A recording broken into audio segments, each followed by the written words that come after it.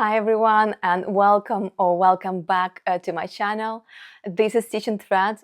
My name is Anna, and today I have a special episode for you.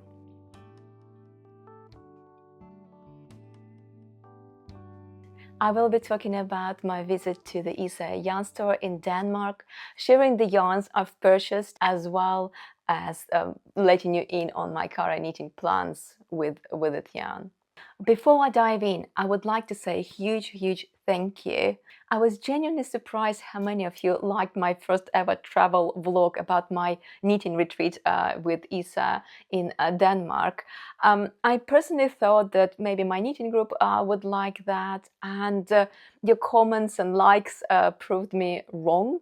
So thank you so much for your support. If you haven't seen that video by chance, it was organized by Oxford Yarn Store, and I will link it into the description below this video. So at the end of that very vlog, I quickly realized that one thing I didn't show is what I have purchased there.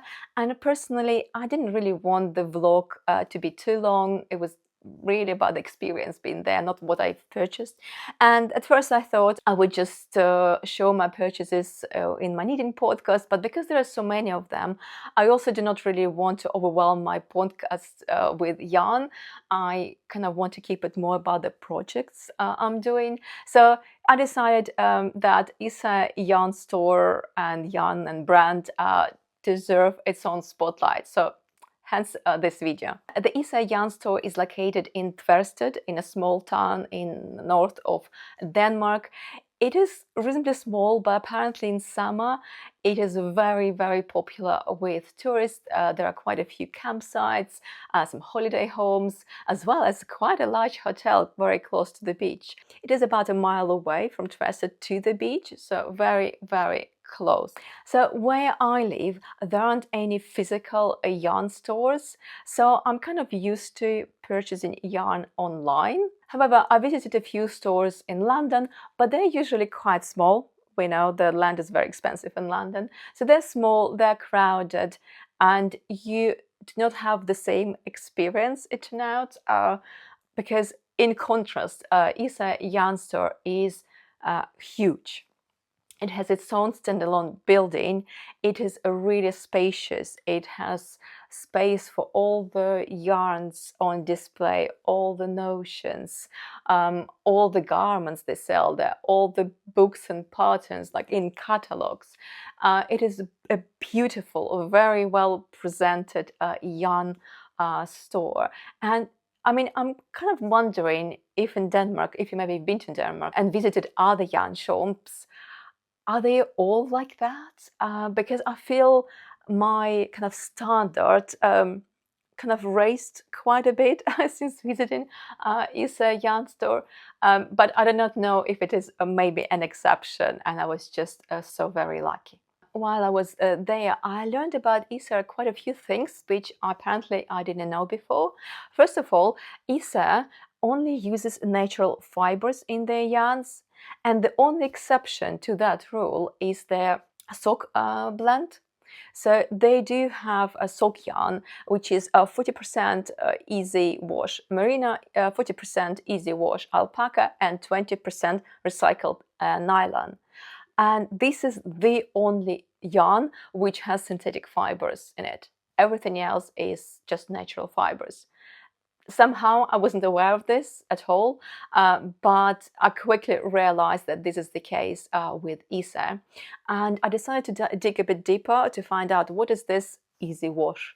I guess easy wash is a similar process to what you call a generic top super wash, but the easy wash process is more eco-friendly. It uses some enzymes and antioxidants instead of harsh chemicals, which basically destroy the environment. But as a result, you can wash your socks in a washing machine, so which is good for lots of people.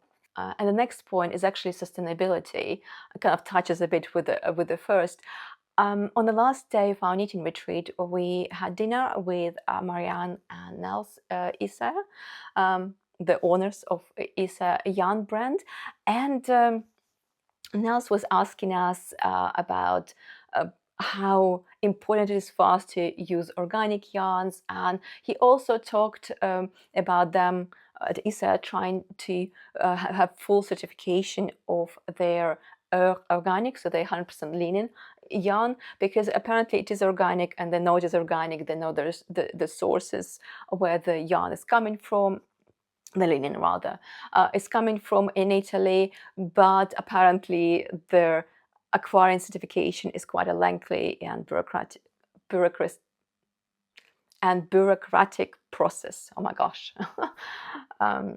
Yeah, so again, something I wasn't fully aware of. Another surprise for me was to find out how central knitting design is to its brand on the whole. I did know prior to my visit that Marianne and her daughter Helga, they're both knitwear designers, that they sometimes publish books, but I didn't quite realize how it is being used within Isager brand. So it turned out it's quite normal, maybe in Denmark, but at least in Isager, that both Marianne and Helga, they release patterns, as well as some other designers which use Isager yarns. So they release patterns or books, and then people go to a store and they can try the garments themselves, and then buy a book or pattern with a yarn, so like a yarn kit. I mean, how many yarn stores did you see which would have a fitting room? Actually 2, I believe, for in Isager. You will see how important this point later on in the video, but I found that that is instrumental for Isager brand. Not only they sell yarns overall, they have a huge array of knitted garments that you can literally try on in their store. And whilst I've seen that in the UK, in yarn stores, you do have sometimes samples knitted. And these samples are usually just to showcase yarn rather than for you to try on. To be honest, I don't think I've ever tried. Maybe, prove me wrong, maybe I'm wrong, maybe I just haven't seen it. But in Isager, it's just integral, like central part of their business strategy, it seems to me at least. And I think also here in the UK, whenever we buy yarn, it's Isager, just like a yarn brand. So you never really realize that it's not just yarn brand, it's they try actually to have the whole combination. So they sell you the product, the design with the yarn, like as a whole. Now finally, let's talk about the yarn I purchased there, as well as my knitting plans for that yarn. So the first yarn I purchased is Isager Alpaca 2. This is a blend of 50% alpaca and 50% wool with 250 meters in 50 grams. So I bought these 3 colors. I obviously have more than this amount, but I think that's enough. So as you can see, it's like these kind of shades of gray, black, this like more of a beigey, but not quite, it's not white. So what I'm planning to knit with this yarn is a sweater called Plain with Squares by Marianne Isager. This pattern, I believe, is not available separately. It is in her book Knitting Alive. And as I say, we had a full access to all the books and everything whilst the knitting retreat. So it was amazing. And one of the women with us, she actually really liked this pattern and even started knitting it whilst we were on a knitting retreat. But I wasn't planning, it was okay, but I wasn't planning to knit it. But then I went to Isager Yarn Store, and this very sweater was on display. And I quite like how it also said that the sweater is in size XS, and I'm quite a petite lady. It was kind of like a beware that it might be a bit small for some people. But I tried it on and was like, that looks actually really, really good. I liked it. And yeah, so that's the result. However, the original sample that I've tried, it was knitted, and in design is the same. It was knitted in Isager Twinny yarn, but that yarn is slightly more rustic to my kind of feeling. And I felt that I would prefer something a bit softer. And this Isager Alpaca 2 is a really, really soft yarn. And I thought that would work much better for me. So hence the slight change, but I think it should work just fine. And I was reassured by the person who works there as well that shouldn't pose any problem for that sweater. That sweater design is quite interesting. You do need hence the name Playing with Squares. You need like each square separately. You kind of add one to the other. So it sounds a bit challenging to me, but a bit of fun as well. So I'm quite excited to knit this probably in autumn. One of my biggest takes from that knitting retreat is me falling in love with Japanese cotton there. So we had a workshop called Introduction to Color Work, and we had a few samples. And I think one, maybe a sample, was with this yarn, and I touched it, and I was like, ooh, that feels really good. So I went to a shop, to Isager Yarn Shop, it's just right next to our workshop area, and I asked them, do they have any other samples knitted in with Japanese cotton? Because I felt I want a sweater in Japanese cotton yarn. And the person there showed me a sweater called Torhild's sweater. I'll try to put a picture. I actually tried it on, which is what I'm kind of trying to make a point, how important it is for you just to try on sweaters. I tried it on and I absolutely loved it. I loved the feel of it. I was kind of like, I need a sweater in my life. Even though the sweater had a few issues, I thought at least I think it doesn't have any short rows. I do not own the pattern yet. That pattern is available as digital download in English, but I usually buy patterns prior, like when I was already kind of ready to start knitting. So it looked from the sample, because I looked at it, that it is knitted from the bottom up and then seamed at the very top. And also it felt like the bag was slightly raised up, and I think, and looked at it from the sample, that it doesn't really feature any short rows, possibly to preserve that basket weave. But when I looked at the sample, I had a few ideas, as well as a few helpers, like from our knitting group, who are more experienced, and they said it shouldn't be a problem to do a few modifications. So we'll see when I get to it. But the sample I've tried on, and just look at it closely, it was knitted using Isager Japanese cotton in color Sage. We know how Sage looks like, right? As well as Isager mohair in color 28. And this is that mohair.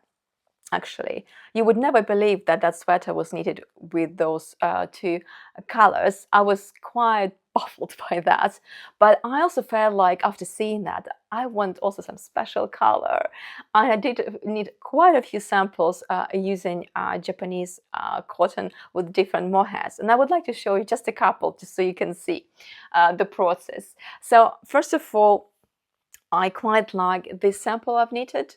So here I used this kind of coral color of Japanese cotton and this like light green.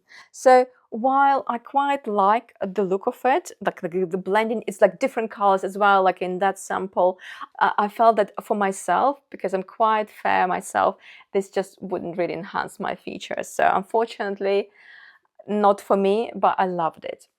Then obviously that was not bright enough, so I went for something really bright, and again the same coral color, but with a red mohair by Isager, and that I felt like a bit like a statement, and I didn't really want that sweater to be a statement. I wanted it to be more of a wearable piece, more casual. So I was like, okay, not that either. So in the end, I went what I feel for a bit of a boring choice. So again, it's a coral Japanese cotton, as well as number 28, the one I showed you, Isager mohair. And now I'll show you how the Japanese cotton looks like. So this color is 39. 39. As you can see, it's quite close to each other, not as crazy color difference as was in the sample. But this I felt would be casual enough for me, and yeah, something I can wear. So that's the idea for now. However, I wasn't done with Japanese cotton. One evening I spotted a pattern by aegyoknit, and I really liked that, and I felt like, let me swatch. So the following morning I decided to make another swatch, and have a look, I just fell in love. So right here, so this is more or less a pattern. I absolutely in love with this because it's actually probably quite similar to what I'm wearing, maybe not the best garment to wear for today. But anyway, I loved it. I really liked the feeling of it. So that was another purchase. And let me just show you the color. So it is Japanese cotton in color 10, which looks like that. And this is Japanese, not Japanese. This is just Isager silk mohair, this regular one in color 67. So these are my purchases again. And I was still not done with Japanese cotton. I purchased also 3 balls of this. This is number 57 of Japanese cotton. This is a bit too beige again, probably not for the garment for myself, I thought, but I quite like the idea of knitting a Florence bag by PetiteKnit.